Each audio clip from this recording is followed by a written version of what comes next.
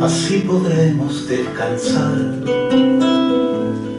La calle está tan peligrosa, a la hora que suele llegar es que a partir de mis insomnios. Voy a contar un poquito cómo se inició todo esto, porque la mayoría no me conoce y no debe estar entendiendo cómo es que estoy presentando este libro. Entonces me senté una tarde frente a la computadora, que es donde escribo, y comencé a escribir lo que iba a compartir con ustedes para presentar o para nutrir este encuentro. Aquí estoy frente a la página en blanco, pensando cómo iniciar mi participación en este encuentro. Qué mejor para iniciar que ir al inicio, dirán ustedes, ¿no? Con razón. Entonces me remonto a días pasados, cuando en la forma más inesperada suena mi celular y es Graciela, a quien conocí como estudiante de historia una vez, luego en el mismo rol en una segunda vez, donde terminó el curso con un muy buen trabajo de investigación, y por tercera vez la conocí, digo esto porque la descubrí desde otro lugar, en el encuentro poético que se celebró en mayo para recordar a nuestras y nuestros desaparecidos.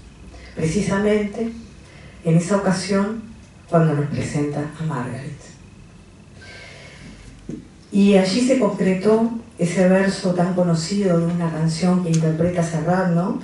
Todo está listo, el agua, el sol y el barro, pero si usted no está, no habrá milagro. Bueno, estábamos todas, entonces hubo milagro.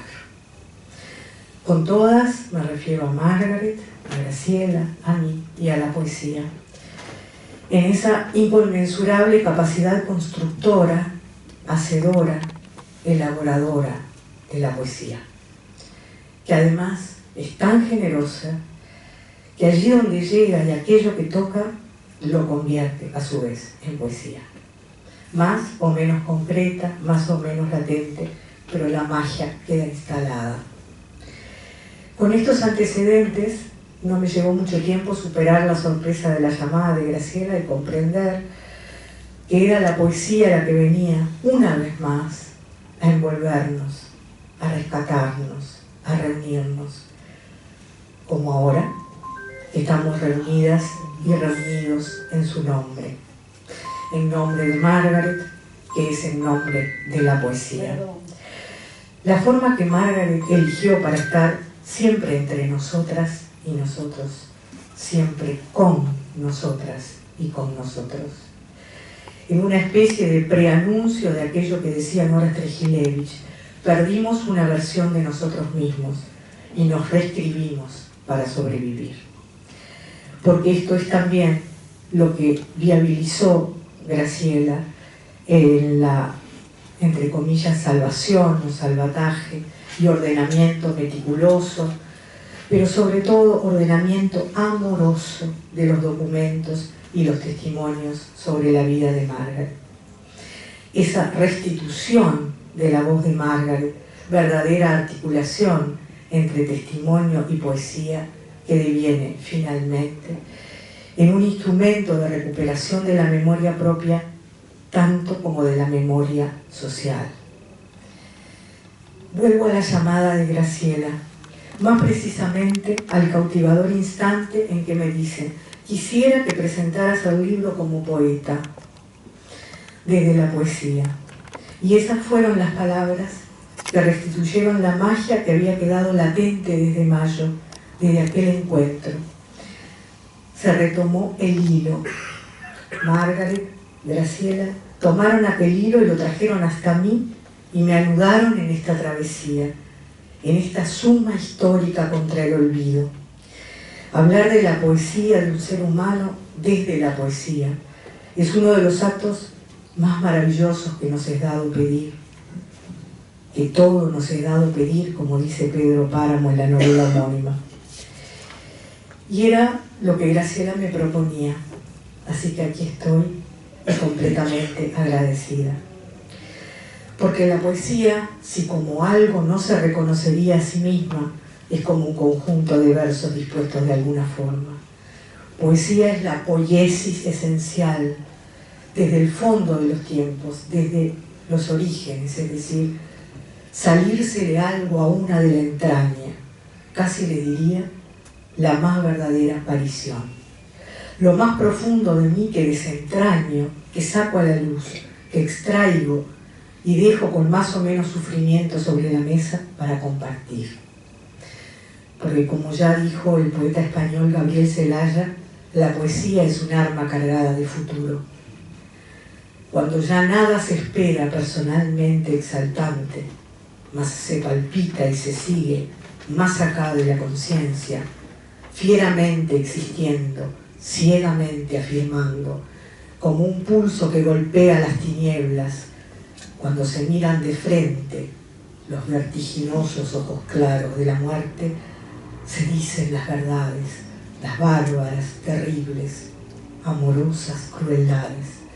Poesía necesaria como el pan de cada día, como el aire que exigimos 13 veces por minuto para ser, y en tanto somos, dar un sí que glorifica.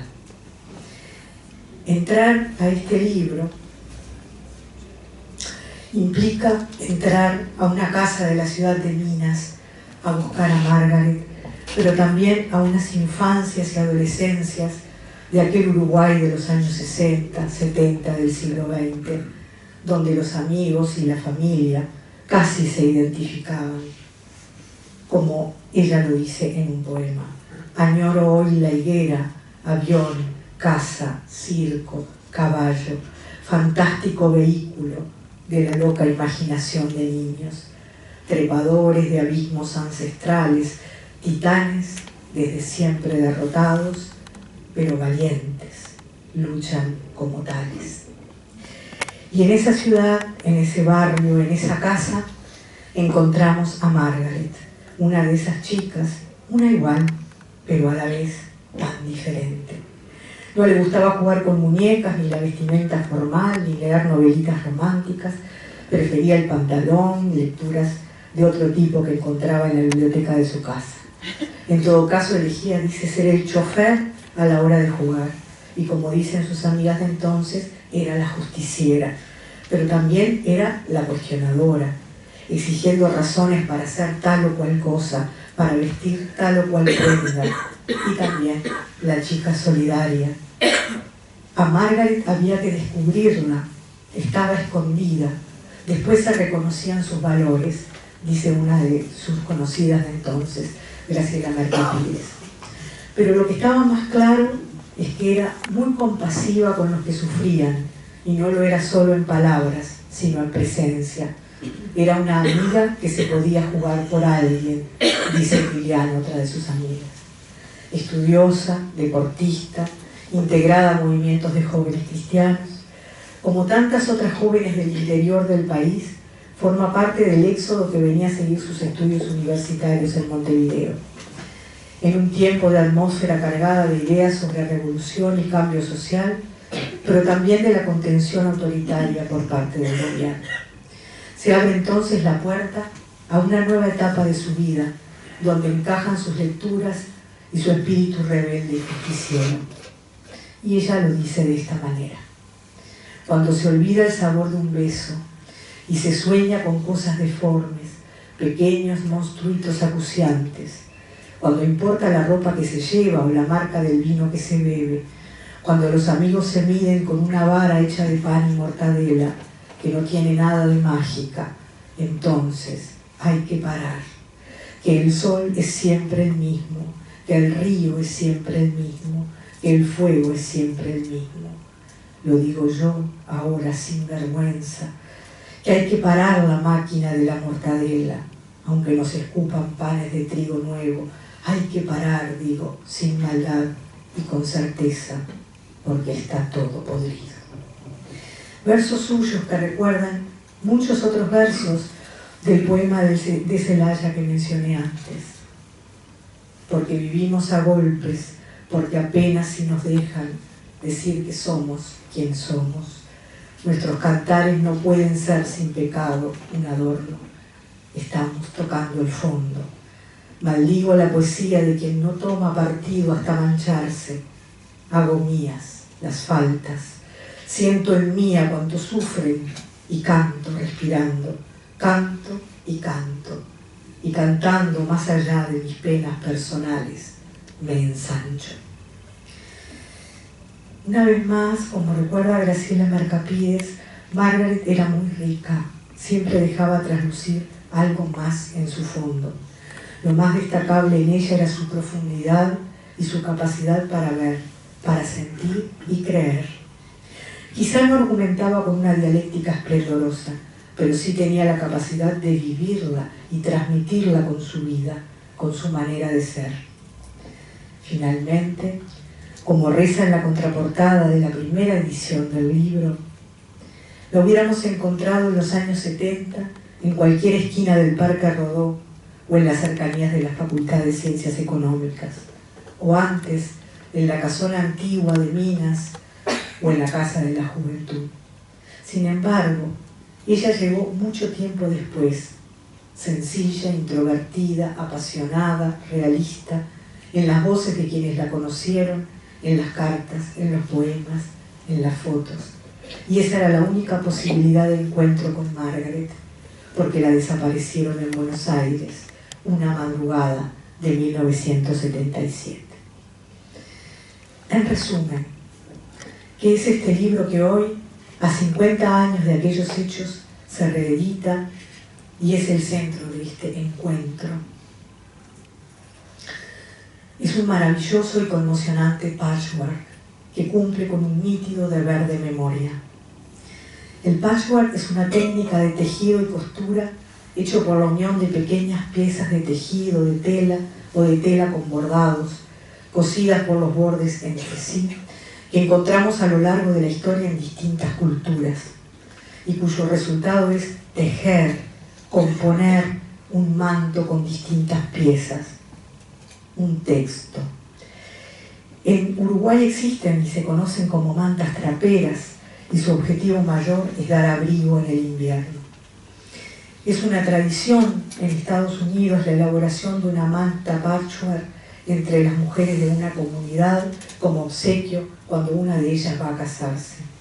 Las mujeres de la familia, las amigas, otras mujeres menos cercanas pero de la comunidad, relatan con su trocito, en su trocito, recuerdos o el vínculo que las une con la chica que se va a casar. Otras le dejan consejos o simplemente le bordan flores u otra iconografía a la que dotan de algún significado.